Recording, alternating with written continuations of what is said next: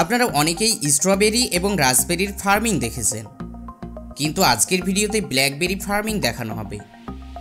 মার্কেটে strawberry, red raspberry, blackberry, হানিবেরি বিভিন্ন ধরনের বেরি কিনতে পাওয়া যায়, কিন্তু কি আপনারা এগুলো কিভাবে চাষ করা হয় সেটা কি জানেন? জানবেনই বা কী করে?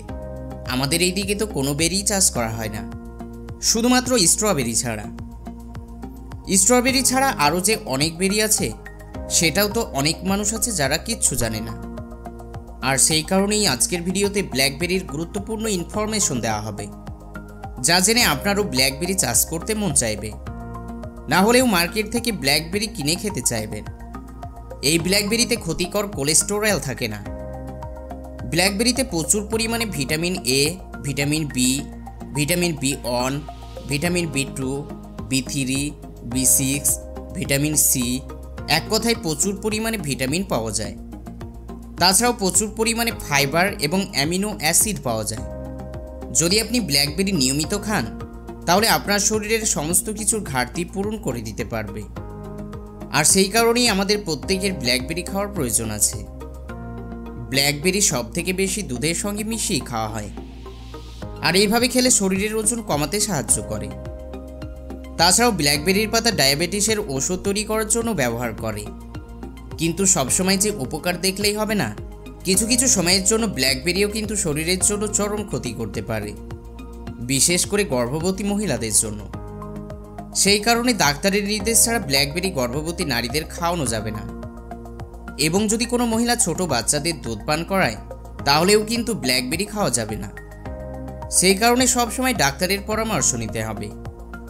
ব্ল্যাকবেরি সব থেকে বেশি চাষ করা হয় ইউরোপ মহাদেশে। তারপরে যে দেশগুলিতে হয় সেইগুলি হলো নর্থ আমেরিকা, সেন্ট্রাল আমেরিকা এবং সাউথ আমেরিকা। এই সমস্ত দেশগুলোতে প্রচুর পরিমাণে ব্ল্যাকবেরি চাষ করা হয়।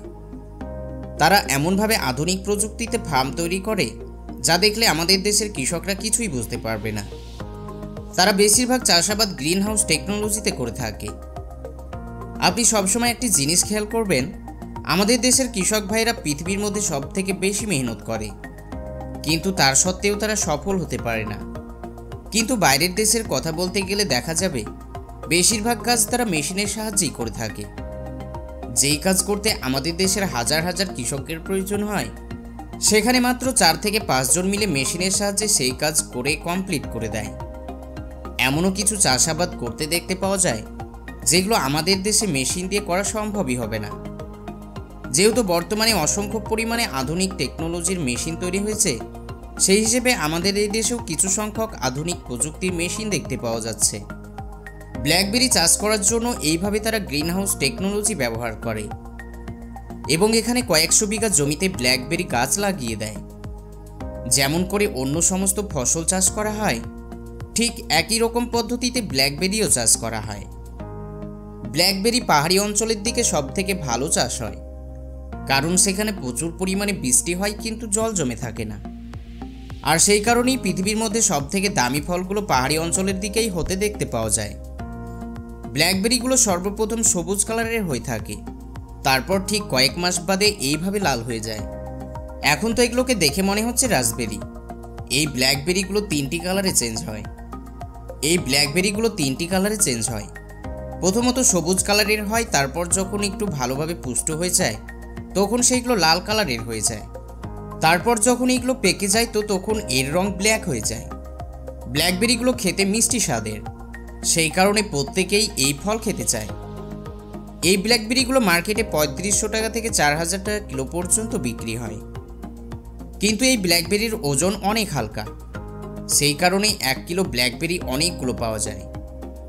ব্ল্যাকবেরি চাষ করার জন্য আধুনিক প্রযুক্তির মেশিনের সাহায্যে জমি তৈরি করতে হয়। যেহেতু পাহাড়ি এলাকা, সেই কারণে হাতের সাহায্যে মাটি খোঁড়া সম্ভব হয় না। এখানে ট্রাক্টরের সাহায্যে অন্য জায়গা থেকে মাটি নিয়ে এসে একটি মোটা লেয়ার তৈরি করতে হয় এবং ট্রাক্টরের সাহায্যে ভালোভাবে চষে নেওয়া হয় এবং ছোট ছোট গর্ত করে কয়েকজন ওয়ার্কার গাছগুলো লাগিয়ে দেয়। এইভাবে অটোমেটিক ওয়াটার জেট স্প্রে মেশিনের সাহায্যে জল দিয়ে দেওয়া হয়, আর এইভাবে সারিবদ্ধভাবে গাছগুলোকে লাগিয়ে দেওয়া হয়। এখন এই গাছগুলো অনেক বড় হয়ে গিয়েছে।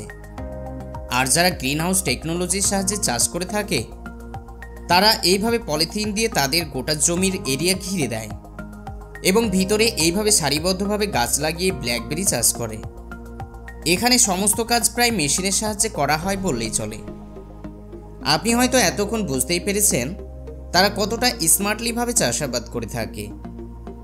তারা চাষের জমিতে যে কোনো কাজ করার আগে ভালোভাবে ইন্সপেকশন করে দেখে নেয়, তারপর প্রত্যেকটি গাছে এইভাবে ফল ধরতে শুরু করে। এখানে এক একটি গাছে 3 কালারের ফল দেখতে পাওয়া যায়, কারণ যখন ফলগুলো ধরে তখন সবুজ কালারের হয়ে থাকে। তারপর যখন ফলগুলোর একটু বয়স হয়ে যায় তো তখন একটু লাল কালারের হয়ে যায় এবং পেকে গেলে একেবারে ব্ল্যাক হয়ে যায়। আর যখন ফলগুলো হারভেস্ট করা হয় তখন শুধুমাত্র ব্ল্যাক ফলগুলোকেই হারভেস্ট করা হয়। এইভাবে গ্রিন হাউসে ওয়ার্কাররা হাতের সাহায্যে ম্যানুয়ালি ফলগুলোকে হারভেস্ট করে নেয়। এই যে দেখছেন শুধুমাত্র ব্ল্যাক ফলগুলোকেই হারভেস্ট করা হচ্ছে, কারণ শুধুমাত্র ব্ল্যাক ফলগুলোই খাওয়ার উপযুক্ত হবে। এইভাবে তারা এক একটি গ্রিন হাউস থেকে হাজার হাজার কিলো ব্ল্যাকবেরি হারভেস্ট করে। এইভাবে যদি আপনাকে এই ব্ল্যাকবেরি ফল হারভেস্ট করতে দেওয়া হয় তাহলে কি আপনি করতেন? অবশ্যই নিচে কমেন্ট করে জানাবেন। আপনি একবার চিন্তা করে দেখুন এক একটি গাছে কি পরিমাণে ফল ধরেছে। এই সমস্ত ফলের চাষ আমাদের এইদিকেও কিন্তু করার প্রয়োজন আছে। হারভেস্ট হয়ে গেলে এইভাবে ছোট ছোট প্যাকেটে প্যাক করে দেওয়া হয়, যেখান থেকে ডাইরেক্ট মার্কেটে পাঠিয়ে দেওয়া হয়। এর সঙ্গে আর অন্য কোনো রকম কেমিক্যাল মেশানো হয় না। তাছাড়াও অনেকে তাদের বাড়ির আশেপাশে চাষ করে, কিন্তু সেই ফলগুলোর কোয়ালিটি ততটা ভালো হয় না। এই ব্ল্যাকবেরিগুলো অনেকটা রেড রাসবেরির মতো দেখতে, সেই কারণে অনেকেই মনে করতে পারেন ব্ল্যাকবেরি বলে রেড রাসবেরি দেখাচ্ছি, কিন্তু না, এদের কোয়ালিটিও প্রায় একই রকম। শুধুমাত্র ব্ল্যাকবেরিগুলো ব্ল্যাক হলে হারভেস্ট করা হয় আর রেড রাসবেরিগুলো রেড অবস্থাতে হারভেস্ট করা হয়। এই ফলগুলো আবহাওয়ার উপর ডিপেন্ড করে কিন্তু এদের কোয়ালিটি চেঞ্জ হতে পারে।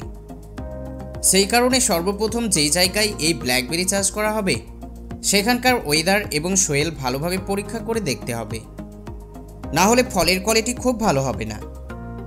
আপনি যাই বলুন না কেন, গ্রিন হাউস টেকনোলজির সাহায্যে যে কোনো ফসল বলুন অথবা ফল বলুন, সব থেকে কিন্তু চাষ ভালো হয়। আর সেই কারণেই গ্রিন হাউস টেকনোলজি প্রচুর পরিমাণে বৃদ্ধি পাচ্ছে।